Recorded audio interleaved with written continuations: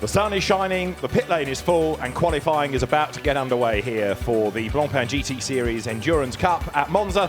It's the spiritual home, if you like, of the endurance part of the Blancpain GT Series. It was here it all began, going back a good few seasons. I know how the championship has evolved and grown. And this weekend, an entry of 54 cars, 11 brands, including some new cars as well on track. We have, for example, the new Nissan and the new Bentley, which is radically different. It's not so much an upgrade, it's a whole new car compared to last year's very successful Continental GT3. It's lower. The engine, for example, in the Bentley, and there you can see them just in the bottom left of the shot in the pit lane. The engine is lower by 120 millimeters. It moved back towards the driver, 50 millimeters, so the center of gravity is different. It's got a better aero package, it's handling better, and it's a serious bit of kit. And you need lots of grunt and go around Monza. Long pit straight, you've got the first tight chicane, back on the power through the Curva Grande, chicane, back on the power all the way around the NISMO curves, chicane, and then long straight to the Parabolica, long pit straight to complete the lap. 5.7 kilometers long this circuit, 11 turns in total. Finding track space come qualifying is going to be very hard indeed. In the race, you're going to have Lapri for the majority of it, and on the evidence of the free practice and pre-qualifying sessions yesterday, it is absolutely wide open. David Addison and John Watson trackside. John, what a sight, the pit lane, what an entry. Well, I mean, that is just magnificent. And of course, Monza, the Autodromo, I call it the Cathedral of Speed, on its best display. The weather has been glorious all weekend. 54 GT3 cars lined up in echelon. Now, those of you with a long memory would remember starts when cars were in echelon, but no, this will be a rolling start, as ever is at Monza. But it is a field, and we've been here for 2 days, David. We have yet to see who is really going to be quick and who's just going to be quick, because everybody's been trying to conserve the sets of tyres. They had 5 sets at the weekend. They want to keep 3 new sets for qualifying and possibly 1 new set for one of the 3 stints in this afternoon's 3-hour event. So who is going to be quickest? Well, you can look at all the usual suspects, but there are going to be some really interesting driver-car pairings that we haven't seen before. I don't know. And the other interesting thing about this is it's a whole new format for qualifying. Yes, it will still be in 3 parts, and drivers will do 1 section, depending on whether they are driver 1, 2, and 3. But it isn't just thinking now about the best lap time, because in the old days, whoever did the time, you would take that time for the car. That would be where you start from. Now, you take the time set in all 3 elements of qualifying, add them together, and you get an average. And the grid is going to be based on the best average lap time of each car, which means that you won't, for example, have an AM starting on a pro driver's time up at the pointy end of the grid. It should perhaps, and we'll see how it pans out, give the grid, John, a bit more normality? Well, it would be more, as I would imagine a grid to be. I would expect that a pro car should start at the front. I would expect a really good Pro-Am car would start maybe 4 rows back or 5 rows back, depending, because now the emphasis in the Pro-Am category is not on the pro driver, because he will always deliver. All of a sudden, the 2 either gentleman drivers, or maybe call them bronze drivers in terms of the color grading of their licenses, are going to have to up their game to ensure that their car gets to as near to the front of the grid or to the front of their category as is possible. And that's a dynamic change that the AMs have never really had to contend with. Going to be interesting to see how they deal with that in qualifying. Much, much greater pressure on those drivers, in my view, for the first time. And the other adjunct to all of this about qualifying, yes, we have a few cars as ever with 2 drivers, not 3. If you think back to the old days, you would miss Q1, and then the first driver would do Q2, the second driver would do Q3. Now, the lower graded driver must do 2 sessions, Q1 and Q2, to get an average out of that. So all those cars will be seen in 3 parts of the qualifying. Now, what happens if your car has a problem and you miss 1 part or 2 parts or 3 parts of qualifying? Well, if you do 2 elements of qualifying, you will start behind all the cars that do 3. If you only do 1, you start behind all the cars that may only have done 2, and if you don't get out at all, you start at the back. So you can't miss a section and get yourself up with a lower average. The immediate reaction I have when you mention all that is that would teams have a strategic problem so they'd only do 2 of the sessions, but that's now covered with the regulation to prevent those creative directors or team principals or whomever in the pit lane thinking, well, we could just drive a coach and horses through this by saying, oh, we had a problem, the engine wasn't running properly, but we're okay now to go into the third. So that's been covered, and that's the right thing to do. So we'll now start to see, as John rightly points out, who is quick, but then when we get to Q2, we need to start looking at the average. So we've got one screen giving us the best lap in the individual session, and we have another which will talk about the average lap as well. So this might get a bit confusing. We'll see how we go. The teams are on top of all of this and trying to analyse the strategy as well, and of course work out when they're best place to send out their quickest driver. Is it in Q1, Q2 or Q3? Does it not matter anymore? In theory, I would say Q3 ought to be quickest because the track has not been used overnight. I think there was a single-seater practice session on briefly. So these cars came off track 6:30 Saturday evening, and tracks are, in a way, a living thing. They change, and particularly when you go into nighttime, and there's elements of blown dust, debris, detritus that gets onto the racetrack. So the track, in my view, will improve as these sessions go forward. But it's a team call. I mean, if you're in a Pro-Am car, would you put your AMs out first and let them do their best? Or would you put the Pro out first and say, well, that's your benchmark, try and get us close to it? So a Pro team might do a different thing from an AM team or a Pro-Am team. And would you keep a car out for as long as possible in those 15 minutes, or just go for one lap? It's essentially, as is always the case with fresh rubber, your first flying lap, assuming you get a clear lap, ought to be your best. That's the point when the tyre is going to be at the peak of its performance. Now, the 2018 Pirelli tyre, which is a version of has been introduced here this weekend, there's a difference in the way the tyre responds to drivers' inputs. And last year, the tyre had a slightly more peaky point in its performance. Now it's a little bit more of a rounded off, flattened one. Nevertheless, the new tyre on its first flying lap ought to give you the best lap time. But of course, with 54 cars going out to complete a lap, finding that clear lap, not tripping over somebody who's on an out lap or an in lap, always the real mastery of qualifying is getting a clear lap. So Guy Smith at the wheel of the number 7 Bentley out on track. And Bentley, this, as I was saying pre-session, is the new car with this whole new rear wing assembly. Bentley have allowed M Sport in the design of this to be a lot more cavalier. The original car, don't call it an old one, it's the original car, was very much owing a lot to the road car design. For this Evolution second generation car, as you look at Jules Gounod, new to the Bentley 7 squad, the M Sport engineers have been allowed a lot more freedom, so it's a far more aggressive car, it's lower, and that whole rear wing assembly, John, as you were talking about yesterday, really does give it a sense of purpose. Well, I mean, I think it's a dinner party table. You get 6 around it, all you have to do is find somewhere to put the chairs. I mean, it is massive. Everything about the Bentley, you look at the car, it says to me aggression. I mean, everything is so much more tailored to motor racing.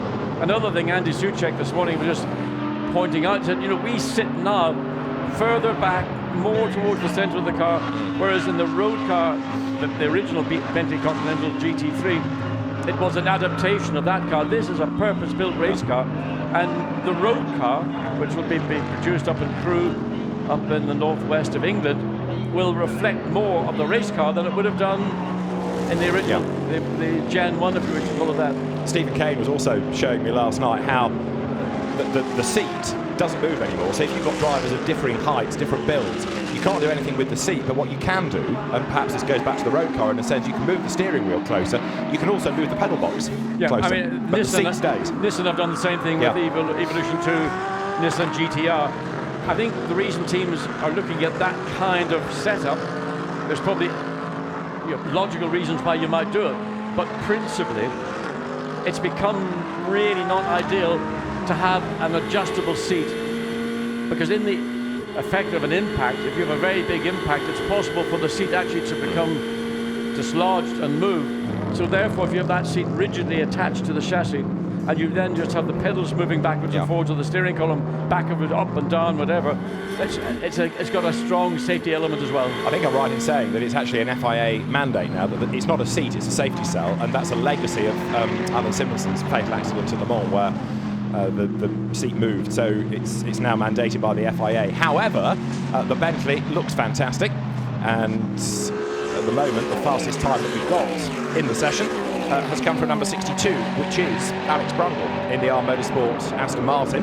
So Alex Wisbrick was in the gravel yesterday, but at the moment he's done a 1:49.322 to go quickest of all. Now that car actually was, I think, ended up about 6th quickest in the second of the sessions on Saturday afternoon.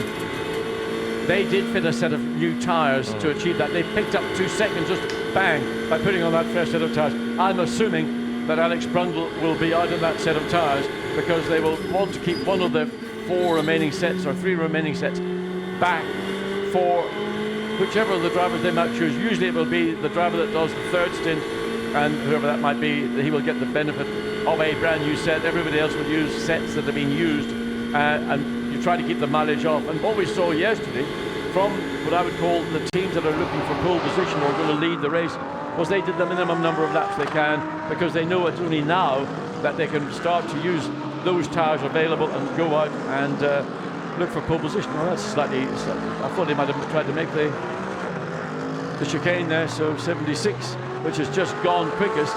That's the sister car to is that the sister car to Alex Brundle? I think so, it is. Out of our motorsport, Yeah. yes. Porsche goes through the Manthey racing car.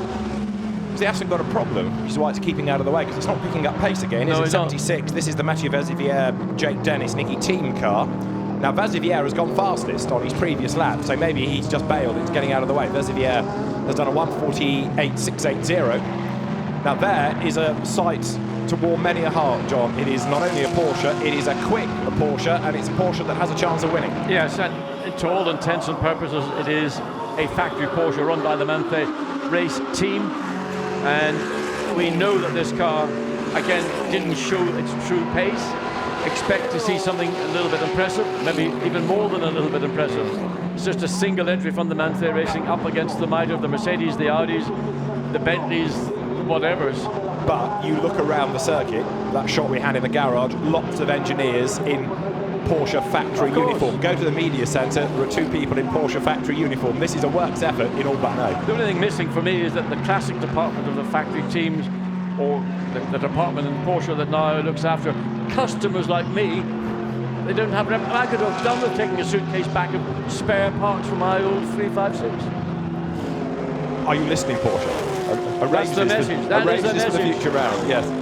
Now, the message that 911 gives is it's quick, it goes forth. Fred Makovic at the wheel of it goes forth fastest now, 1:48.633 to the absolute best last sector. So the car is good, in other words, on the 2 straights. Down to the parabolic and back up again, up to the timing line.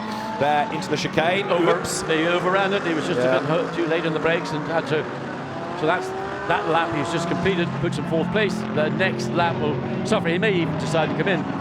This is the problem. If you're a quick car and you're finding yourself through a field of cars that are not your natural competitor. 24. This is the Lamborghini Gallardo, the Writer-entered car. Yet again, a car that is no longer in production has gone fastest overall in the 1st sector, coming across the start-finish line. And is it going to go quickest overall? Strange, it ends up in 11th place. So 24 is being driven by Lenia Marinek at the moment.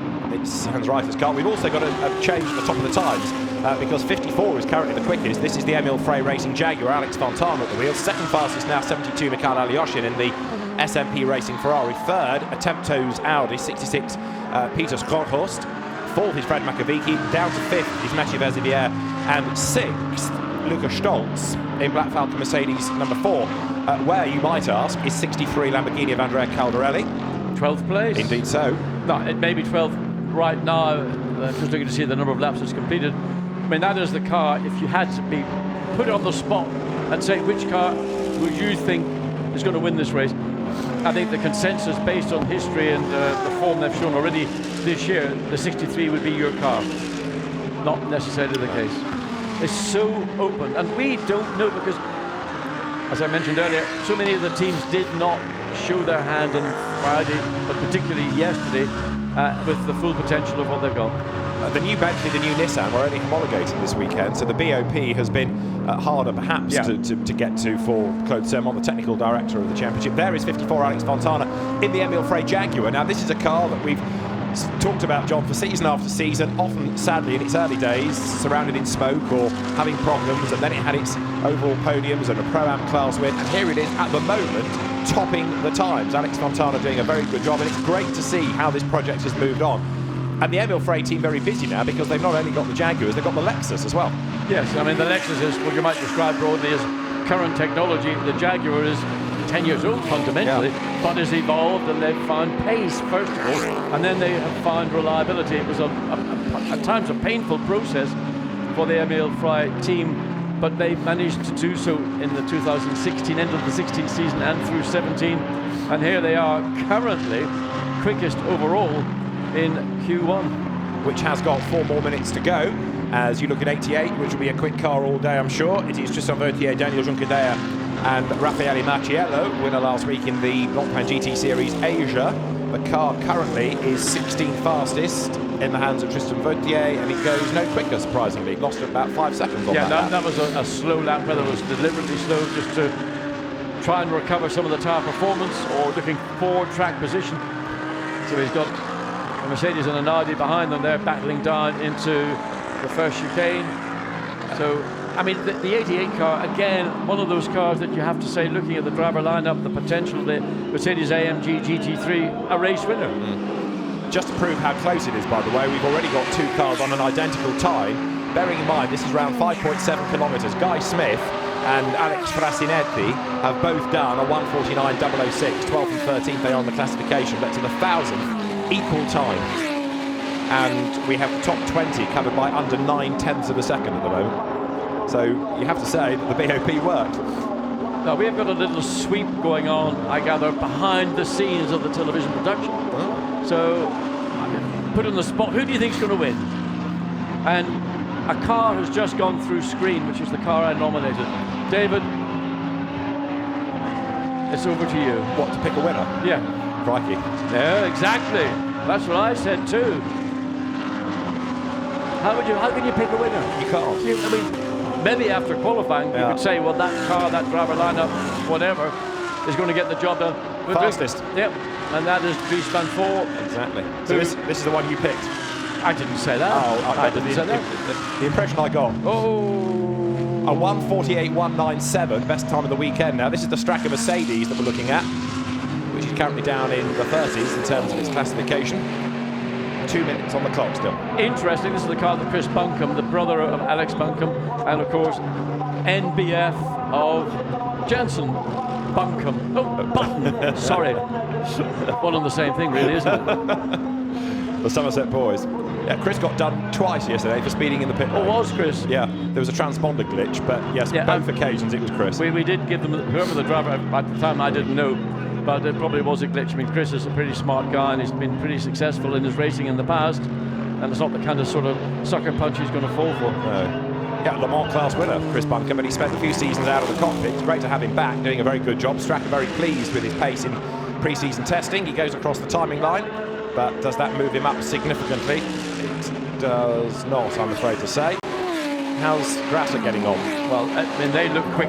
Yeah, personal best for Calderelli in Sector 1. Yeah, coming up into the Ascari chicane, and he's just got to be a little bit, I would say, patient coming through the chicane, but really when you get to the exit, then that's your best chance to try and use the aerodynamics of your competition, the Audi ahead of it. He's probably too far behind to get any meaningful draft, so he doesn't want to get again too close to the rear of the Audi coming into Parabolica, but wants to then get on the throttle now and drive the car as hard as he can. At this part, the aerodynamics are not going to really hurt you. It's the entry and the mid-corner bit, but there it shouldn't be a problem. And can he pick up anything? Identical cars and all but body skins in effect. It's a broad sweeping statement, but they are VW Audi Group owned products. They have the same floor pan, don't they? Same chassis. Over the timing line there goes 43. Stracker Mercedes. This is the Maxi Book car that's just gone 5th fastest, 1:48.621. I think this is where I'm leaning towards my winner, you know, Mercedes 43. I mean, it's again one of maybe 10 cars that are immediately obvious. Max Book, Max Goetz in this car. Oops, my paperwork flies all over the floor. And we're riding on board now with Maxi Book. Comes up towards the Curva Grande. The car beautifully balanced and lots of torque. one reason that you might say that this car is one of the pre-race favourites is not because of Goetz or because of Buch. It's because of ex-McLaren Alvaro Parent. And Alvaro Parent is somebody I hold in extremely high regard for his ability and what he did with the McLaren project over 4 years. But he became, in a way, surplus to requirements, and now has found a very nice berth in the Straka team. Nick Leventis employing him and giving him a car that is really, probably for the first time in a number of years, you know, an acknowledged race-winning car pretty much anywhere, not one that might win a race once a season, which was more of the case when he was at McLaren. But it's extraordinary to think somebody with his CV is surplus to requirements. I think it's just what's going on currently within the McLaren group, and there's a reorganisation. There will be, I think, the 720 at the very end of the original MP412C is coming down the road. Of course, they've got the Senna version, which is more of a track day car, I think. So a lot of things happening within McLaren, and I think when that then all is, I think, announced to the world, you will see what their objectives have been, and hopefully they're going to try and take that project forward and get more success. Checker flag out, as you can see, and Dries van Thor it is that tops the times. Now that was the easy part of qualifying because that was one session. We don't have to worry about averages in that, but we will from here on in. So Dries van Thor, Alex Fontana, Mikael Alyoshin in the top three, Peter Skonfors fourth, Maxi Buch fifth, Fred Macavicki's Porsche sixth. Dries van Thor just noses the car into the parking bays. You can't really, when the entire field is in the pit lane, park as you would normally park for a driver change pit stop. One of the changes that is different, let's say, from previous seasons, is when you come in, there's a time delta, which is, you can maybe explain that better than I can, but other objectives are the car must be absolutely flush with the garage. In other words, if it comes in at an angle or points out at an angle, you can't make your pit stop. All the drivers from WRT. Just listening to what Dries is saying. I don't know if he's speaking what their language. When you hold the brake, you can go on. The right one with the brake is flat. Everything for Volta is really good. Braking for T1 is a bit. So let's have a look at the times at the end of qualifying. First part, it is Dries van Thor then who does the top time. Alex Fontana just 45 thousandths slower. Third quickest, Mikael Alyoshin, ahead of Peter Skonfors, and then Maxi Buch's Mercedes fifth. Fred Macavicki's Porsche sixth, ahead of Mathieu Bazivière. Vincent Abril eighth in the Bentley. Ninth, Lukas Stolz Mercedes. 10th, the Mercedes of Joachim Kowiak. 11th, the Lamborghini Gallardo of Leonard Marianek, and then the BMW 12 in the hands of Jens Klingman. 13th fastest, 63, which is the Andrea Caldarelli Lamborghini. 14th, Adrian Tombe for Straka. 15th, the Aston Martin. Ahmad Al-Hathi doing a very good job. 16th, Guy Smith in the Bentley, ahead of Alex Frassinati, Tristan Vautier, Matt Parry's new Nissan, and Alex Brundle. 20th from Vitaly Petrov and Stuart Leonard. Stefan Ortali 23rd in the Jaguar, and Christian Kleen in the Lexus 24th. 25th quickest for Barwell in the number 78 Lamborghini is Michele Beretta. DTM champ Marco Wittmann next from Said Al Faisal, Rolf Icon, Ezequiel Perez Compact 29th, Renat Salikov 30th ahead of Antoine Jung, Michael Bronizeski, and then Ben Barney-Coates, McLaren only 33rd ahead of Chris Buncombe, Arno Santamato, and it is Philippe Guillauc who is 36th in the car that he shares with Fabian Barthez amongst others. 37th, the Attempto Audi with Nicholas Polar at the wheel of it, ahead of Jordan Witt, and then Duncan Cameron. Nick Homerson is 40th from Salah Yolok, Chris Harris and Jean-Luc Bobelik. 44th, Jürgen Herring's Porsche, ahead of Alex Demergian's Ferrari. Adrian Amstutz Lamborghini, good to have him back, ahead of the Derek Pierce Team Parker Racing Bentley, and Mark Rosstown for Santalot Junior team in the Audi. 49th, the Valkenhorst BMW of Anders Buchart, ahead of Rick Yoon, the Korean driver. Miro Konopka's yellow Mercedes comes next, ahead of Crichton Lendudis, Giuseppe Cipriani and Dimitri Parhofer to round out the 54 cars. Well, Dries van Thor tops the times, and let's hear from the man of the moment. 45 thousandths quicker, he's with our reporter Dakota. Dries, your fastest on track so far, all good? At the moment it's going well, yeah. I mean, it's still Q2 and Q3 coming up, so but you know, it's looking good for the average lap time, but hopefully my teammates, they will, and I hope, but they will do a good job. So yeah, let's see. It's Q2 and Q3 is coming up now, so let's see where we are. Now, we saw you giving some of the other Audi drivers some advice. What exactly were you telling them? That's a bit, no, I mean, you know, that the car is running well. The WRT guys and Audi guys did a good job overnight. Yesterday we were struggling a little bit, but they made the right changes we worked on. So, you know, the car was feeling good out there, and I just gave them the feeling that the car is feeling good. So, yeah, now let their magic work and see how it goes. Thanks. Interesting as well, watching that it wasn't just his co-drivers he was talking to, but other WRT drivers like Robin Frins from the 17 car there as well, because anything they can pick up is all useful. Oh, I mean, you're talking about hundreds of seconds in these 3 qualifying sessions, so anything you know before you get into the car. I mean, I heard Robin Frins saying, is it flat? I don't know which corner you'd be referring to, because the only corner that I know that's a corner really is the Curva Grande. It's flat, obviously. So it's not NISMO 1, certainly not NISMO 2. I don't know where else he could be, but you know, that's the kind of information that a driver would like. But just to go back, David, to what is going to happen in these pit stops, the car must stop parallel to the garage. First of all, if it's not, the pit stop isn't allowed to get underway. The other thing, which is a big change and it affects the drivers, they're not allowed on the way in down the pit lane to start to loosen off the shoulder straps, so that when they come to a standstill, the car, he unbuckles the seatbelt buckle and everything falls away. All those belts must be tight at the point when he stops, and then he can unbuckle it. The other thing that I didn't realize either is that the cars are not allowed to refuel until the air jacks are deployed and the car's off the ground.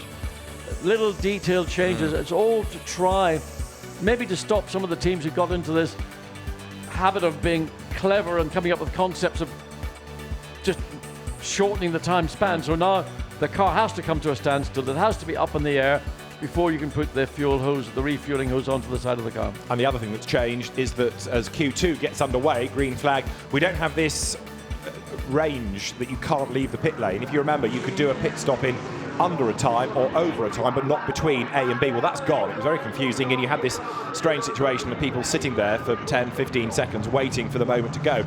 Now, a pit stop must last, it's been increased slightly, in fact, overnight to 72 seconds. So pit in to pit out is 72 seconds, and it's a system that works in other GT championships, Blancpain GT Asia, British GT, for example. The only difference here being that you can refuel as well because it's a longer race, but it's going to be a 72-second stop, pit in to pit out. And if you're under that, because the timing system will give an alert, then you can expect a penalty to make up that shortfall. Yeah, I mean, it's done to simplify the basic pit stop. The thing that one might question would be if somebody needs to come in unexpectedly towards the end of the race for what you would call a splash and dash, they would clearly, I would assume, if they're only putting in maybe 10 litres of fuel, would they be able to get in and out under 72 seconds, or would they have to hold the car there to ensure that they weren't under the 72-second delta time? I think I need to check how the regulations are written, but my understanding is that if it's one of your regulation pit stops, which is for fuel, tyres and drivers, which you must do, that's a 72-second stop. Anything else is a splash and dash or a bit of repair work, or that's a natural pit stop as quick as you can do it. Okay. So Q2 is underway. Now we have to start looking at a car that is fast on track, but think about averages. So we've got a variety of screens to confuse us, and the drivers are, in most cases now, a different driver in the car, because if you've got a 2-driver entry, it'll be the same driver that you saw in Q1. There's 23 Nissan, which is getting quicker and quicker and quicker as the weekend wears on. And it was Matt Parry driving the car in Q1. It is Lucas Ordóñez for Q2. Yes, the Nissan, like the Evo 2 Bentley, slightly BUP'd, but that can be adjusted over the course of the weekend because they are effectively completely new cars until the full potential of these cars is illustrated. They've been given a conservative BUP, not an advantageous one. But I mean, what happened overnight, and it's not something that is made public. It's between the team and the officials. If they do make a small adjustment, whether it's to the air restrictor in the intake, ignition, advancing the ignition a little bit, aero on the car, all these little details, they can make 3 or 4 tenths of a second lap difference. But also, it makes a difference to the driver because the car will feel a little bit more vitality. Yeah. Sometimes a car can feel flat and lethargic. Give it a bit more pep, and all of a sudden it changes. And Ordóñez, who's one of those drivers that's come from the PlayStation Academy, is another very, very talented GT racer. So going strongly on this outlap. So we have, again, 15 minutes for this part of qualifying. And track space, John, is virtually impossible to find, isn't it? Unless you're first out. But even then, the danger is you catch the back of the queue of cars on you at the end of that first lap. I mean, it is difficult. Whatever way you look at it, it's difficult. And Lucas Ordóñez pushing very, very hard. He's got fastest overall sector time in sector 2, but he's got 4 cars ahead of him, and really, are any of them going to bother getting out of his way? Well, probably not. The Parker Bentley does the right thing, stays on the left of track, and then it allows Ordóñez to get down the inside, but that'll be a marginal compromise, going in on a very shallow angle, not being able to get on the throttle quite as early, but drives the car out of the exit of Parabolica. He's going to go pick his overall initially, one would assume, 49.6. And then Guy Smith's Bentley, which has now got Jules Gounon at the wheel of it, that goes fastest on average. So a 49.006, a 49.065. The average is a 49.035. It is going to get complicated, all of this, but let's just tell you for the moment that fastest within Q2, as you look at in the middle, Jonathan Buncombe, himself a former racer, Alex standing with him, and Matt Parry.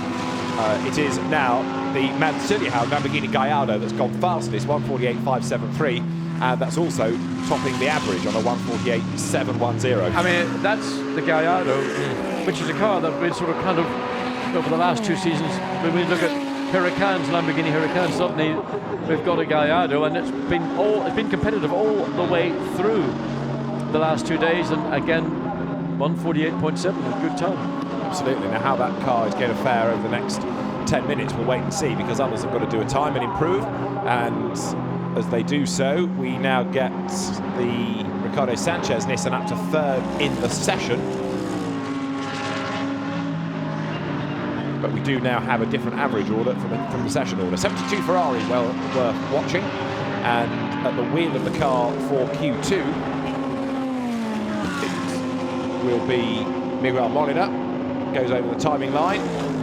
Where does that put him now? 9th fastest, 151.225. Well, he's just been down to 10th place. The times are changing almost by car. Oh, very wide on the exit. Keeps the car pointing straight, so not a problem. Bentley 8 being squeezed, coming down into Parabolica. That'll be an interesting outcome at the exit of the corner. So that's the car that was quickest early on. Mansiliao at the wheel of it. Lucas Ordóñez has now gone fastest in this session, 148.115. But the number 54 Jaguar is fastest on average. So it's Adrian Zaug, 3rd quickest, but fastest on average, that car. You following all this, everybody? Well, I mean, I'm just looking at Lucas Ordóñez. I mean, at 148.115, that's about the quickest time we've seen over the weekend to date. Mansiliao in replay. Yeah, I mean, always a concern at the exit of Ascari. If you catch that gravel slightly earlier, it will rotate your car. We saw one of the McLarens last year. Was it Nicola Ventus, I think it was? That's right, yeah. Who ended up spearing the car into the barriers on the left-hand side of the track, and actually it led to him missing a number of races. He hurt himself a bit, didn't he, in that? Yeah. So times are shuffling all the while. Romain Dumas has just gone 5th in the session in the Porsche, 149.039. That's 4th on average. Number 114, that's the new Lexus we talked about pre-session. And Stefan Ortelli is given away now to the very experienced Marcus Paltela, who, if you cast your mind back a long time, was a mainstay of the Mark VDS BMW Z4 program, Spa 24-hour winner. And here he comes then, behind Sandy Mitchell in the Barwell Motorsports Lamborghini. So Fontana for the Emil Frey team is the fastest. We just had Marvin Kirchhofer go 2nd in the session. And pole position on average now, Miguel Molina, 148.411. So the Ferrari, 3rd in the session and quickest on average. Well, that's what you get. You get a good lineup of drivers, all pretty good average speeds. The Ferrari now quickest overall on a 48. So what is the average? 48.411. Yeah. So 48.4 and a 48.3 averages out to 48.411. There is Romain Dumas in the Porsche number 911. He's down to 12th in the session, but 8th he is on average. Well, he's behind the 63, which is a pretty quick car, but he gets it wrong in the middle of the entry into the Ascari. Suddenly the back end stepped out and he had to take off the throttle, get it all. Look at the cockpit, look at the sophistication of the switchgear. He's backed out of it. He knows that he's lost a lap, a potentially good lap. He's backed off, lets everybody get clear, hopefully he'll get a clear run. Let's look again and see. He just turns in, and then all of a sudden he's got to make the correction. And one of those moments where at that part of the Ascari chicane, here's the onboard shot again. Quick hands, very quick hands. Big bite of curb, it rather unsettled him, didn't it, that? So, the Porsche wastes that lap. Who else do we have improving? We've got Molina, I've given you there. A big dive up the inside by number 63 Lamborghini. This is the car now with Christian Engelhardt at the wheel of it. Last year's endurance champion, of course. And where is he to be found? Not yet in the top 15. 17th in the session is Engelhardt. 13th on the grid. Not what we would have expected. No. Not what we would have expected. The two Bentleys in this session, 7th and 8th. So, in fact, it's just, as I said, it's just constantly changing. So cars coming across the line, recording their quickest laps. If you look back at the 63 Lamborghini, I thought we didn't see a lot of them running yesterday. Again, a lot of tire saving from the front-running teams. But the time hasn't come so far. And as they get into the second run, the average is going to be more difficult to claw back if they put Mirko Bortolotti into it for the final qualifying session. That's putting a big responsibility on his shoulders. Well, there is Engelhardt, who has spent most of his early days racing in Porsches, but has fitted into Lamborghini Squadra Corsa very, very well indeed. And someone's had a big shunt coming out of the Variante Ascari. Is that Aston Martin or Mercedes? It's Aston, I think. It is a big shunt. That's the problem. You come out and you catch that gravel, you rotate the car, it goes 90 degrees. This may be a red flag. I was about to say that, and you're right, it is a red. The session is stopped. So you've got a car in a dangerous place and debris on the road, and the session is stopped. 5 minutes and 15 remain. Well, they'll only really get one flying lap at best, won't they? They would get one flying lap. I mean, it is qualifying, so I think that it will be restarted. So you've got the 5 minutes or an out lap's going to be just under 2 minutes. You get one flag. You might squeeze two in, but it depends just the damage, whether there's damage to the barriers, which would be the thing that could cause a further delay. Luckily, those cars that were on the lap coming into Parabolica would have been aware that the red flag had been displayed. So you can see there the marks on the track. The car virtually turned sharp left, and that is a heavy hit on the front, the left front in particular. Of course, all the bodywork is principally bodywork. The engine is so far back in the chassis these days, so low in the chassis. Look at the skid marks. And it's 49 Sally Yoluch, I understand, in the Mercedes run by Ram Racing. Right. So Sally Yoluch had done Q1, should have been in Q2. Look, here we go. Oh yeah, it just comes round and just noses it heavily. Oof. And then goes into a series of pirouettes. I would be surprised if that car was on the grid, wouldn't you? Well, we've seen cars, because so much of the front of the car is just it's just structure, bodywork, and radiators, not an awful lot else. It depends whether there's been anything, the main chassis, if you might call them the deformable structures, if they've been severely damaged, then that'll be a new chassis for that car.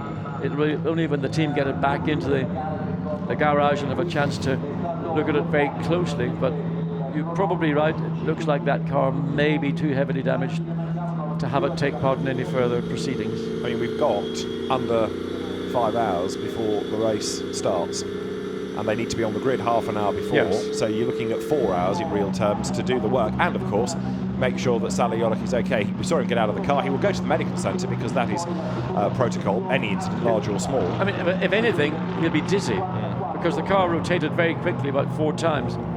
And it's just the disorientation of where am I.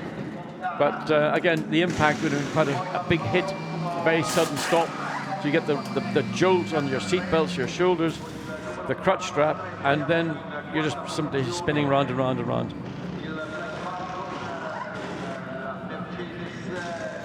So out comes the flatbed to retrieve the car, and everybody else will make their way into the pit lane.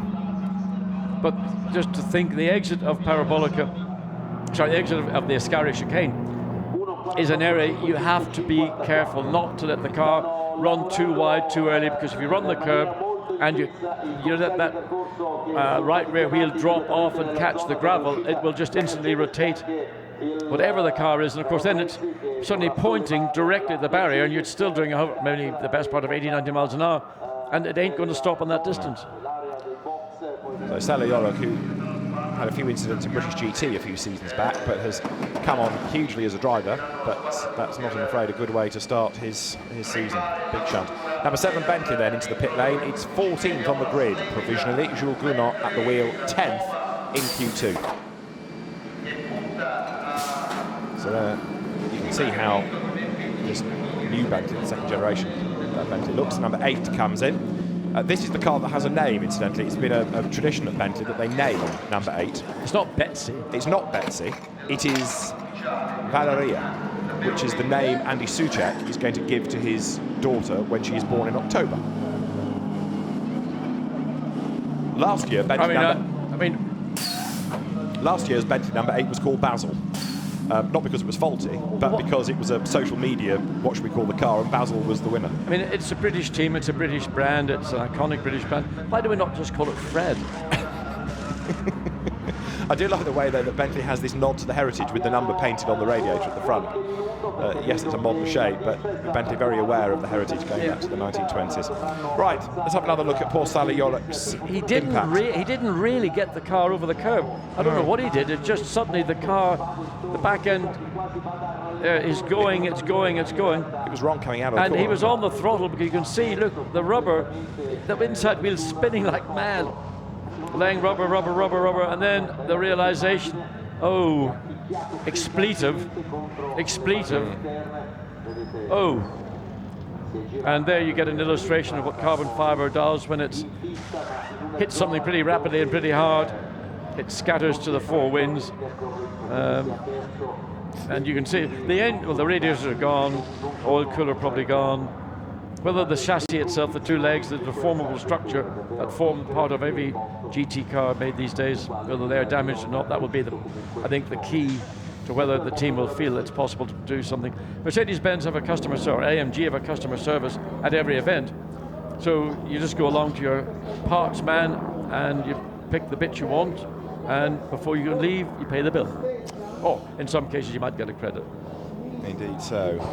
Seeing that Tiffany Dell has just was he cheating again on Twitter, he'll want to know that the Bas Barwell car, because Tiff's brother Chris is a huge part of Barwell Motorsport, 18th on the grid provisionally. Tiff is where 78 can be found.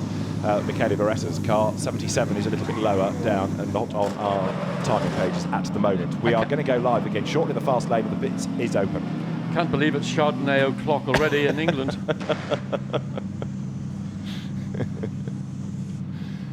So the track clear of battered Mercedes. That was a very swift recovery operation, wasn't it? It was also a very swift cleanup. So all the bits of carbon fiber, and there's a blower on that tractor just blowing away all the residue, they basically cement dust they put down to absorb the principally water, but may have been an oil cooler as well. So we've got these 5 minutes and 4 seconds remaining. Yeah. So those that are planning to go out need to be in their cars all set to go. And is that, which marshal's post are we looking at there? It's difficult to see. So great job by the marshals here at Monza to get the circuit ready to go. Obviously no damage to the barriers. That would indicate that they had to be repaired. But it is a popular place to have an accident. Yeah. And yes, we've seen this in previous seasons. So the marshals go back to post, and as soon as the track is clear, Alain Adon will give the signal to get the session underway. The fast lane, as I mentioned, is open, and therefore there are more and more cars queuing up at the end ready to go out. So some teams might bail and use this extra time to get ready for Q3. Others feel they still have something to achieve. The medical car just came back out of the pit lane. A speed trap at the end of the pit lane. The guys you could see were ready to capture some poor fool coming down the pit lane. But the stewards were quite busy yesterday with people speeding. So the marshals are ready in the pits.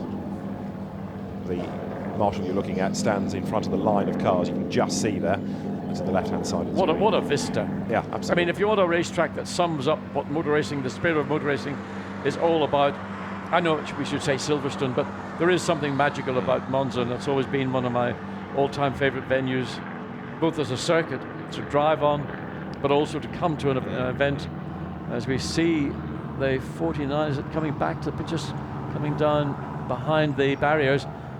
So the damage to it, actually, with all the bits that fell off, kind of put back into place. That car is going to make its way back into the garage. It's going to go down the back of the pit lane. I don't know how they're going to find it or get it into its pit box. I doubt it will be. It'll probably just go straight to the back of the transporter, and they'll assess it at that point, and then the decisions will be made. So number 49, as they say, hors de combat. It is indeed. There, however, the line of cars ready to go. Alex Buncombe in the background. Lucas Ordonez with his back to us. Alex will go in Q3. So Nissan with a shrug from Lucas Ordonez. He's fastest in this part of qualifying, so Lucas probably feels there's no point going out. Well, I mean, I would think that the Nissan team, Bob Neville and the guys from Didcot, are delighted with this new car's performance, because when I spoke to them on Friday, they were saying, well, they've got a number of issues we're trying to work our way through. Well, clearly they've done that work pretty successfully to have the car currently. I think that's the single quickest lap that we've had so far this weekend. I would go along with that by about 0.8 of a second, although the car's now running in cooler temperatures, and that's a cooler part of the day than we've seen hitherto. So we are back in business, but it's 4 minutes and change on the clock. I mean, it was 5 minutes and a bit when the green flag flew. You've lost a minute if you're at the back of the queue before you get onto the circuit. I mean, it's a nightmare. This is the thing that teams, particularly those at the pit lane entrance, looking down to the ASA cars, fairly early in the pit box, so they may just decide not to bother. Yeah, no wheels on the Eric Debard car there, so I think they will use that time more productively, because what are you going to achieve? You might get one flying lap in, you're going to have a load of traffic around you. The reason why they won't do it is because if they put their cars out on track, it's an out lap, one time lap, maybe you might squeak a second time lap, and an in lap. That's 4 laps of wear on a tyre, which may not have actually given you any improvement in time. So judge that against the upside of having a set of tyres that's 4 laps fresher. I would go with a 4-lap fresher tyre for the race. Indeed, indeed. Go and attempt to try and make a small improvement. Well, you can wipe this lap off because it's the outlet from the pit lane, and then at the end of the next we'll start to see if anybody can improve. But just listen to the engines, they blast past us here.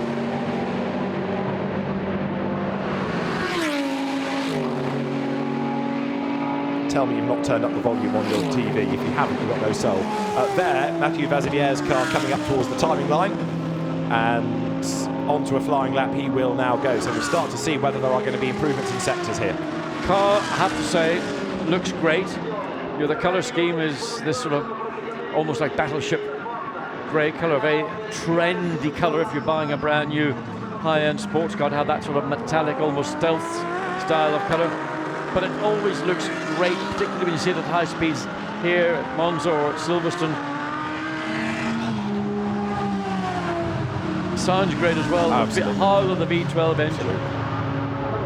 And I know that there are championships that are waving the flag for electric, and they have a completely different sound, but there is still something fabulous about a GT grid. The whine of a V12 engine as opposed to the whine of an electric motor, it's a bit of a no-brainer in my book. Exactly. So out of the Lesmo corners comes Mathieu Vazivier, looking impressive. Comes Jake Dennis, I should say. The Vazivier car from Q1, Jake Dennis at the wheel of it for Q2, and 7th it is on average. Now, Jake Dennis, 13th, but thanks to Mathieu Vazivier's efforts, 7th on the grid provisionally. So Jake Dennis, pretty committed in this lap. This is a lap he's going to try and gain some improvement. He's done so in the middle sector. Maxime Martin watches on with Sophie Perra from SRO. We're getting hyperventilated, looking at themselves on TV, but they are coming into parabolic. If you see the number on the windscreen, let me just quickly explain that 013 is its position in the session. So 13th is the car. When we get to the race, you'll see that Lumirac display alternate between the short code for the driver's name and where it is in class. So although we'll be referring more likely to overall positions, it will display the class position because that's what the teams are after. And Jake Dennis goes 7th, and that puts it 6th now on the grid on average. So Christopher Mies behind the wheel of number 1, taking over from Dries van Voor. Again, looking to seek an improvement. Previous best 148.7, 147.5. So goes 8th, but average time is still quickest overall. Yeah. On average, it's 37 thousandths quicker than Miguel Molina on the grid. And what have we got? 40 seconds in the session to go. So it was worth people going out. That's been proven now because we have had improvement. But the people that were, let's say, at the very beginning of the pit lane, they've decided to leave their cars up on their axle stands and not bother. But in the case of the number 1 Audi, that's been very worthwhile. It's been very worthwhile for looking through Christopher Mies, Jake Dennis, and the Aston Martin 76. So those 2 cars are clearly beneficiaries of getting the opportunity to run in these last 5 minutes. The checkered flag will be imminent, and of course then the teams have to cycle through the next drivers. Bentley didn't go out again, incidentally, so they are ready to go for Q3, looking down the pit lane, 1 or 2 other teams. It's Alvaro Perez in the 43 Mercedes, the 3rd car in line. They currently are 5th in this session and 4th overall between the 2 sessions. So again, Alvaro Perez, but not showing green or purple so far. If he can get 3 oranges, he might actually make a small improvement, but it's not likely to make a big difference to his overall position in this session or in his overall position. Currently, overall, they are 4th. Checkered flag is out. So Alvaro Perez comes through Parabolica, runs the car wide out to the white line, tries to mitigate the amount of side slip as he comes across, takes the checkered flag, and it is 48. That was a 48.459. That was actually Alvaro's best lap. Yeah. And 5th on average. So we are just under 8 minutes away from Q3 getting underway, so it's a pretty tight turnaround. Don't forget you've got the slow in lap to do as well before we get the drivers change and then done for the final part of qualifying. Now there is the Jelmer Berman driven Mercedes, a very understated livery from the Black Falcon cars for this season, but Jelmer Berman really pushing on in the sectors. He did a personal best in sector 2, will break the beam. There's the checkered flag. Jelmer Berman goes up the order to 4th in the session and up to 7th on average. So that's again a big step forward for the number 4 for Black Falcon. Again, that car, Jelmer Berman, considered, I certainly considered anyway, to be a sleeper. Lucas Stolz and of course Marco Engel as their co-drivers.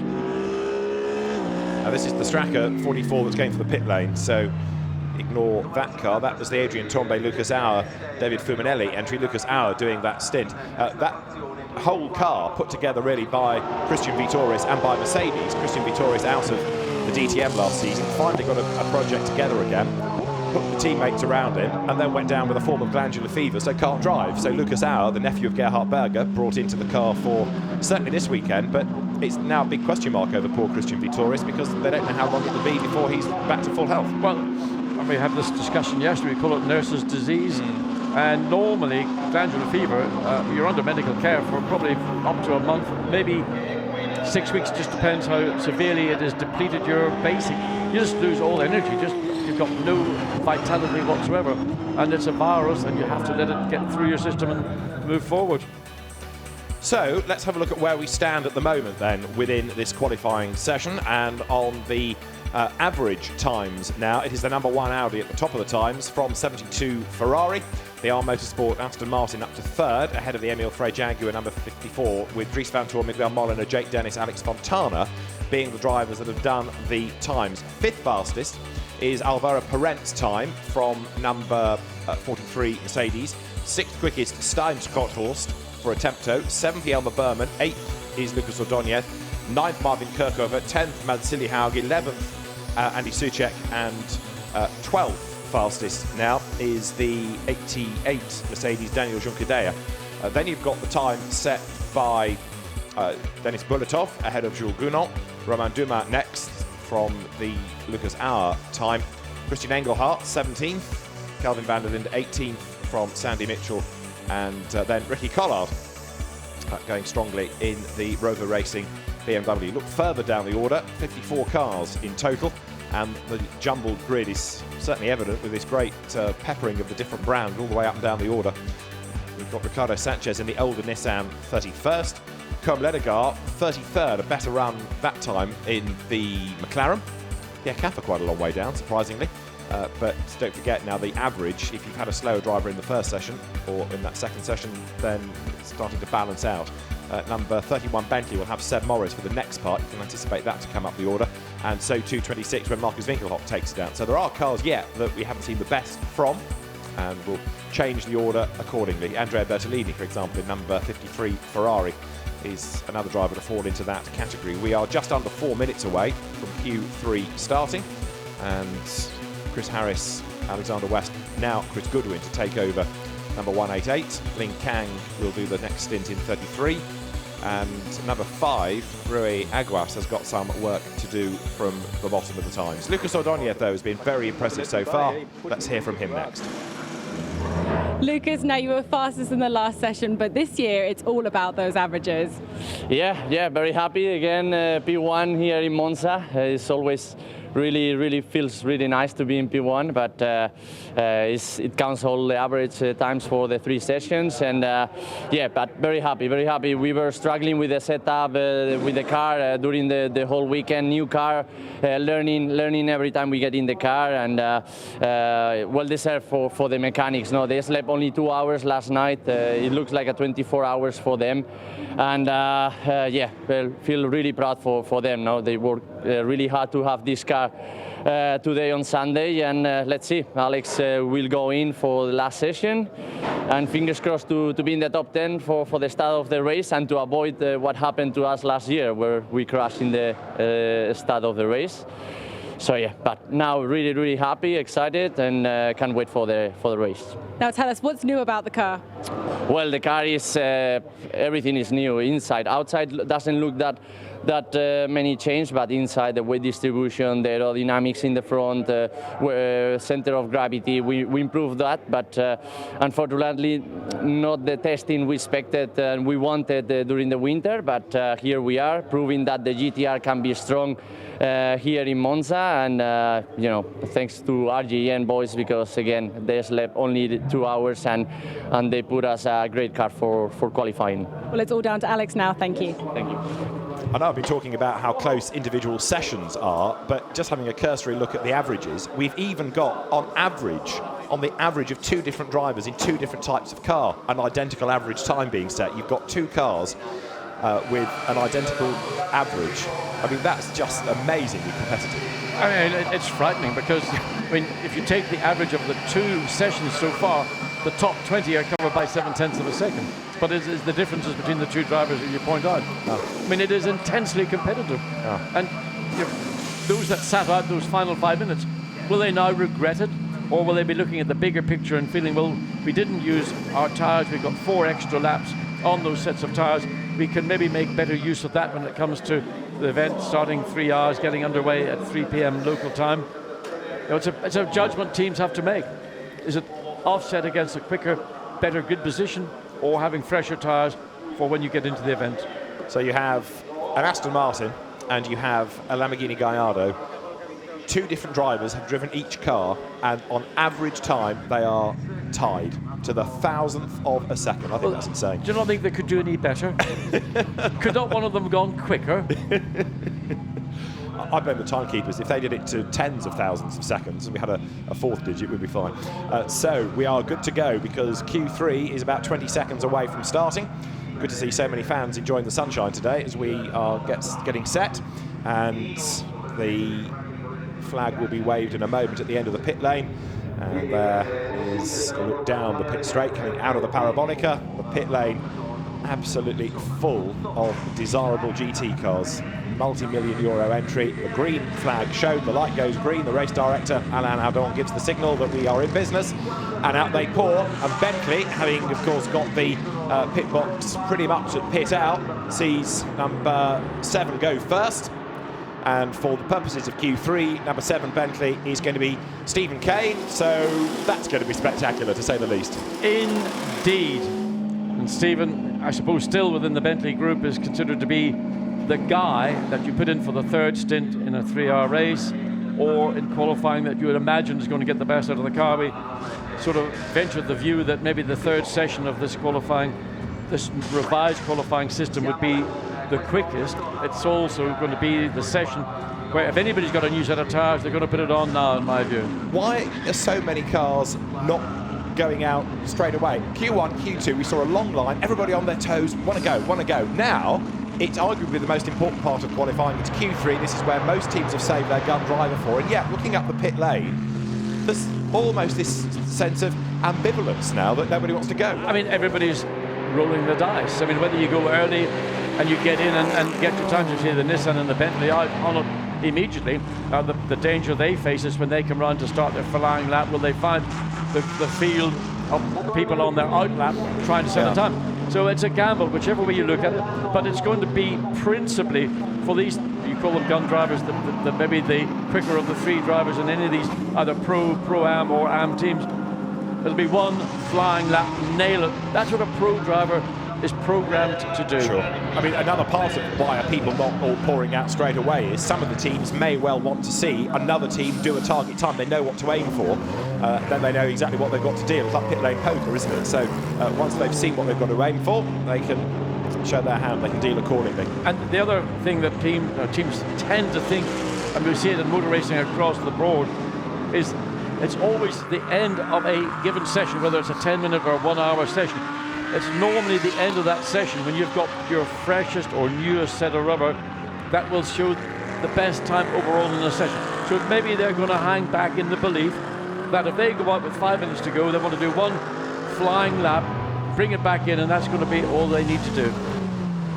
So Stephen Kane will be the first man to watch. Number 7 Bentley. This is the Bentley with no name. 8 is named, 7 doesn't get a name, it's just a very quick car. And it comes into the Variante della Roggia, and behind the snaking Nissan. We've also got Struan Moore in that Nissan, in fact, doing a very good first sector time. So all of this is going to shuffle around as each car comes pouring over the timing line. Most people have now ventured out, not all, but most. And so Stephen Kane on his next lap is going to find the circuit very busy indeed. He's just going to pray that the run up into the Ascari chicane, and there's nobody directly ahead of him, as we can see.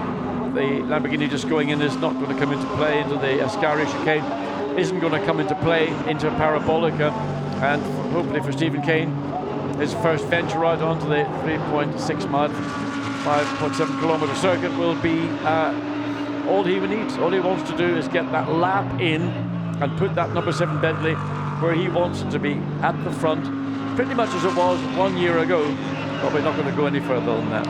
Well, no, indeed, and it'll be interesting to see who is the start driver. Traditionally, it is Guy Smith who starts. The best result that Bentley has had was a third here in 2016, which actually was from the number 8 car. Over the line goes Stephen Kane there, and he did a 1:49.161, but not as quick as Struan Moore in the Nissan, who has done a 49.157. Rui Aguas, who has really got to haul that car up the order. Blimey, has he hauled it, because he's now at 6th. It was 54th at the end of Q2 on average. It's now 4th. But Stephen Kane's time means that number 7 Bentley goes on to pole position.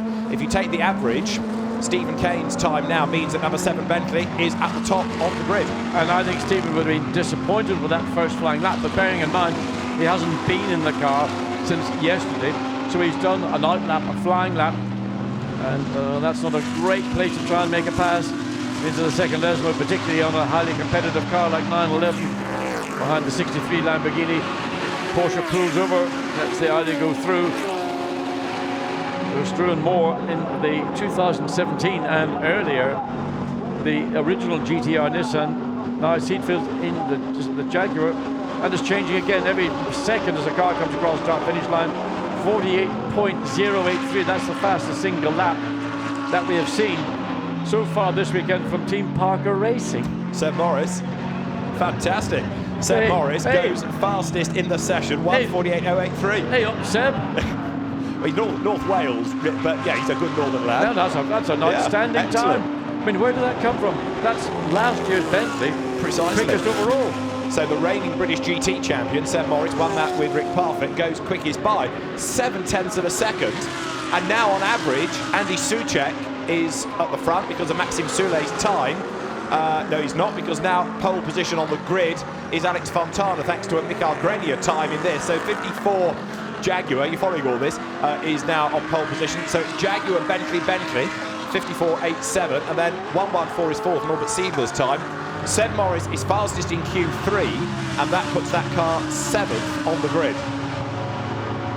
I mean, it's slightly confusing for us to try and bring you the times per session and the average, but it isn't half exciting. Absolutely. Because it's really mixing and matching the field in a way it's not done before. It's the knock-on effect, isn't it, in part? Because you see a quick car, but then the averages shuffle the grid so much more than an individual time. So now Patrick Niederhauser goes fastest in the Lamborghini Gallardo, which you could kind of argue ought to be in historic GTs. It's an old car, but blimey, it's quick. You've got two old cars, effectively old cars, currently first and second quickest. And the Nissan is 11th, the 2015 spec car. Niederhauser, Morris, then up to third has gone Davide Rigon, and that puts the 72 Ferrari onto pole position.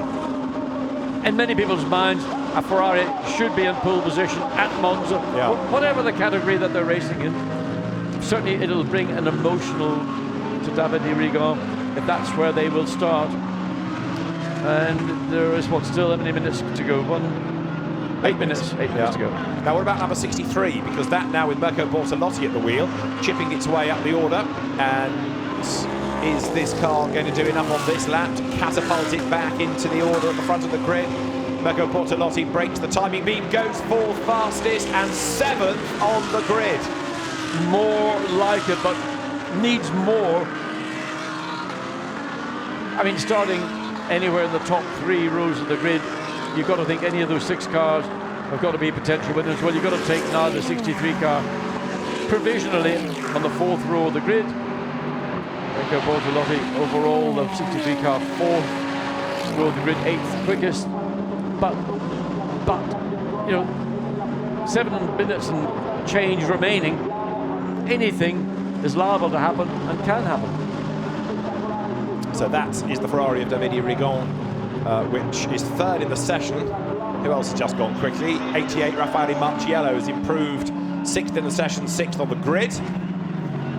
And we've got 7 minutes to go as Rigon gets dive bomb there. This could end in tears because that's a very brave move up the inside by the Audi. It didn't work, but the Attempto car of Jeffrey Schmidt trying to force open the door, the former Porsche Carrera Cup Deutschland and Super Cup racer, made a move, but that could have come to disaster, couldn't it? Well, he thought there was an opportunity to go down the inside, and fortunately there wasn't contact, but it was pretty close, and that was whether a misjudgment or a misunderstanding of what was going on as we look at the 54 Jaguar, which at one point was the quickest car on the circuit and still is actually 2nd quickest overall on the front row. I mean, ask the cognoscenti in the pit lane or on the paddock, where will the Jaguar be? Well, currently it's now back down to the 2nd row because the number 1 Audi has put itself back up onto provisional front row of the grid, and on it goes again, just can't keep up.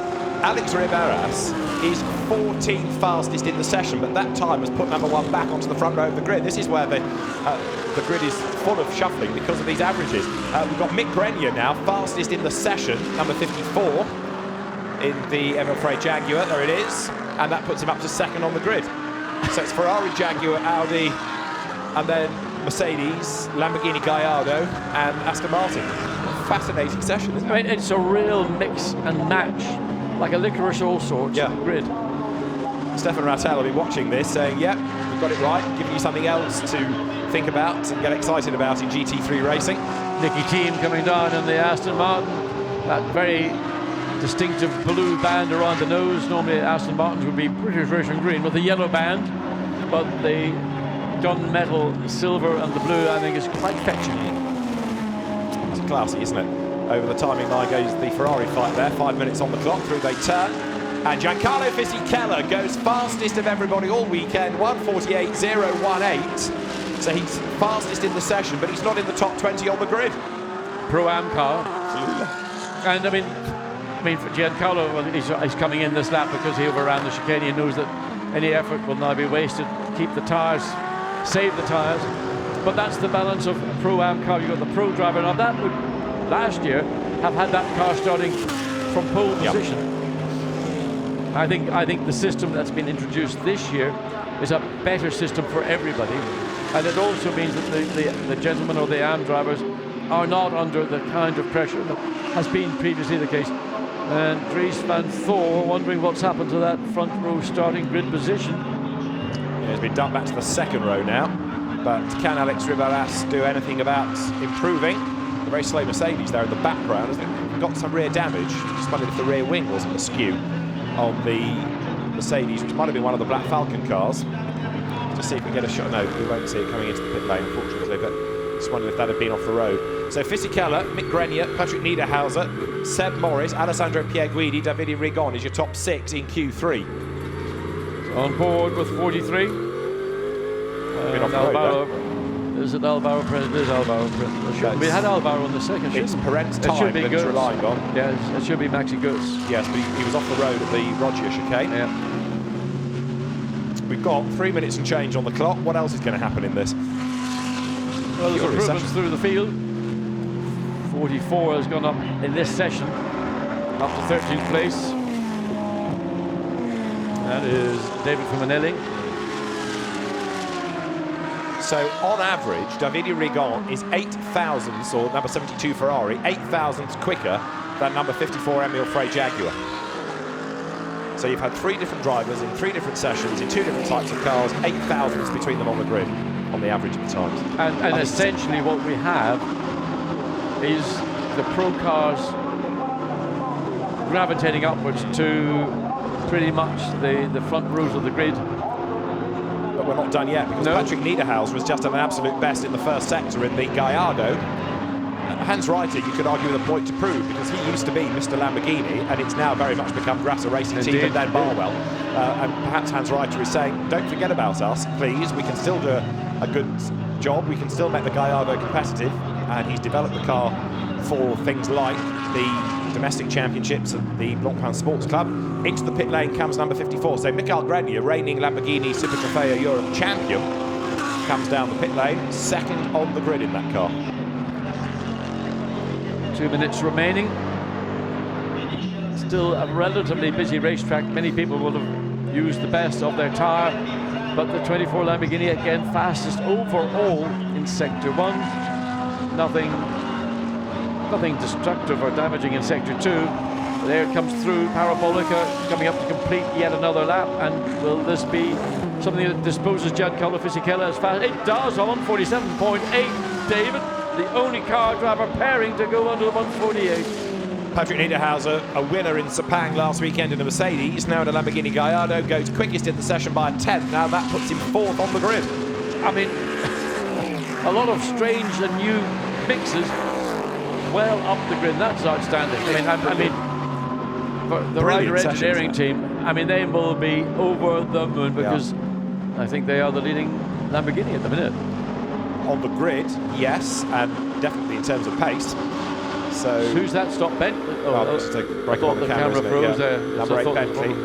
Maxime Soulet. He's the man with the James Hunt style crash helmet. If you have a look at it, we'll try and get a shot during the race when he gets out of the car.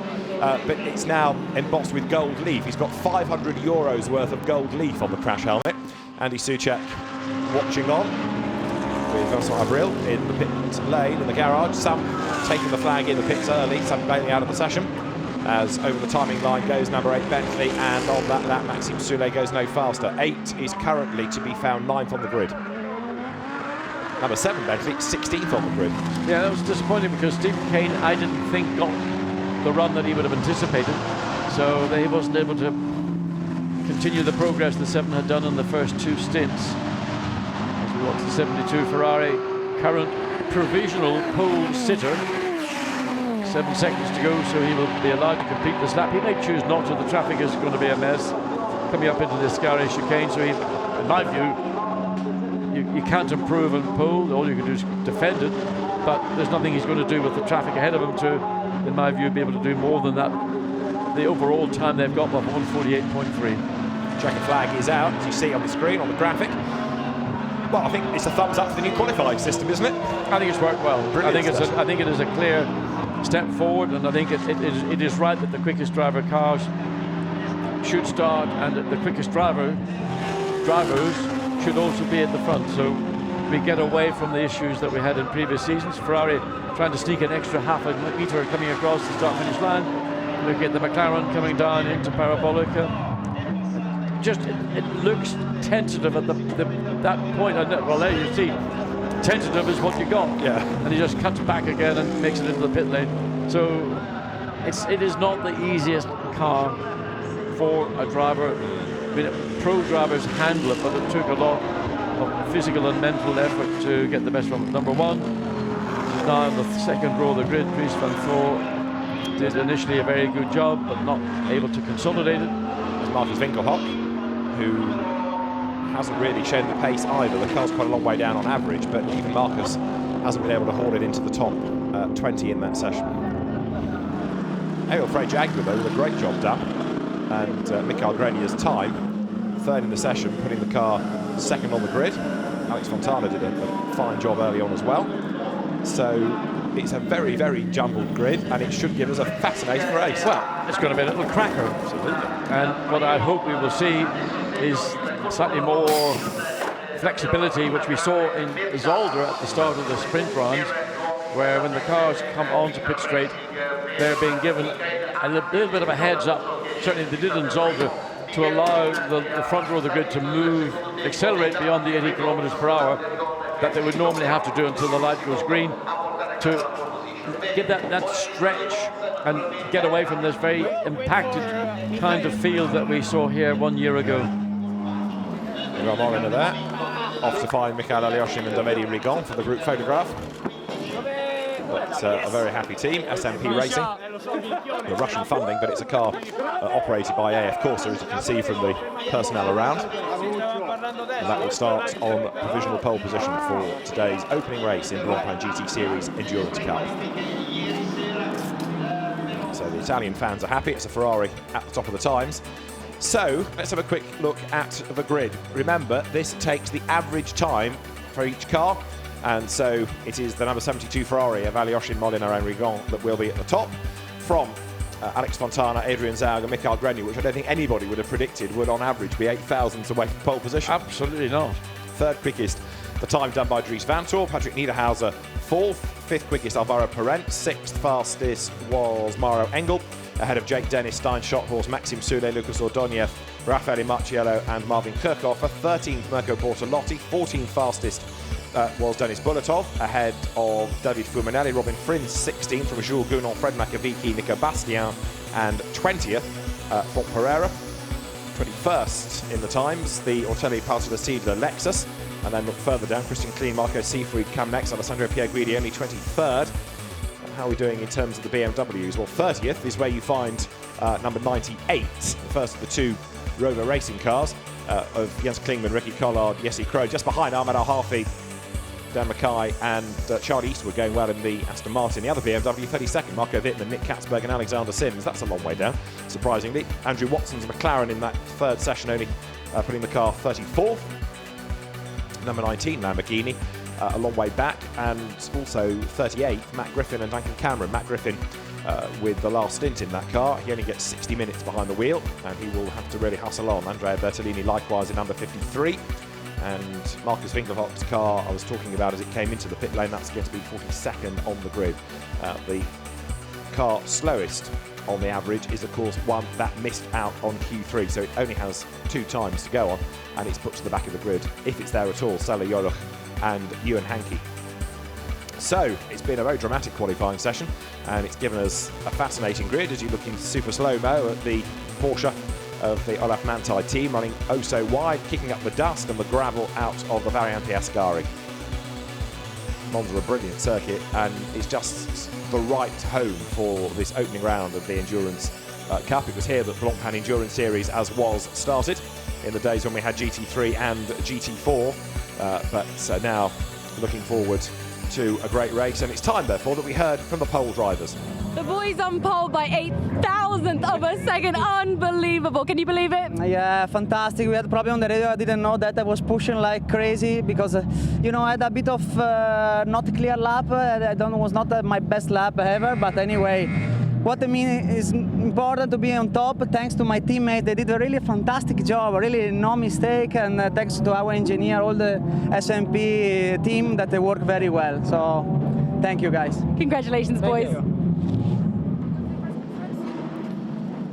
So SMP Racing takes the pole position for the first Endurance Cup race of the season, and delight in the team as we look at the highlights of the three parts of qualifying. Cars pouring their way out onto the circuit, and straight away it was a very busy circuit, everyone having to try and find clear track space and try and keep out of trouble as best they could. Not everybody succeeded, one or two cars running wide, and straight away Dries Vanthoor was on the money in number 1 Audi, getting himself up to the pointy end of the grid. But a very strong combination of drivers in that car was always going to help. Number 23 was going strongly in the first part of the session as well, as Matt Parry hustled on. But number 24, Leonard Marionette, Lamborghini Gallardo, was another sleeper, which was always there or thereabouts, belying its age. A lot of effort was being put into the driving of that car. Romain Dumas getting a little bit crossed up as he powered his way through the Variante Ascari, but in Q2 we had this sizable accident for Salah Yoloch, doing a lot of damage to the Ram Racing Mercedes. So that brought out a red flag, and the track needed to be cleaned of all the debris, and it was a very swift operation by the Monza circuit staff to get qualifying back underway. The Maxi Goetz Alvaro Parant Mercedes, one to watch, looking strong. 72 Ferrari chipped its way up the order, both in terms of the overall grid and the individual session times, as Romain Dumas used every inch of available width of the road to try and wring a good lap time out of the Manthey run Porsche. Number 7 Bentley, quick in Q3 with Stephen Kane at the wheel, but actually it was the Jules Gounon effort early on that helped it up the grid seemingly. Number 63 Lamborghini, another car that's going to be worth keeping an eye on when we get to the race itself, and we will start at 3 o'clock local time with plenty of drama in prospect. Join us for the race if you can. For now, from qualifying, from John Watson and David Addison, it's goodbye.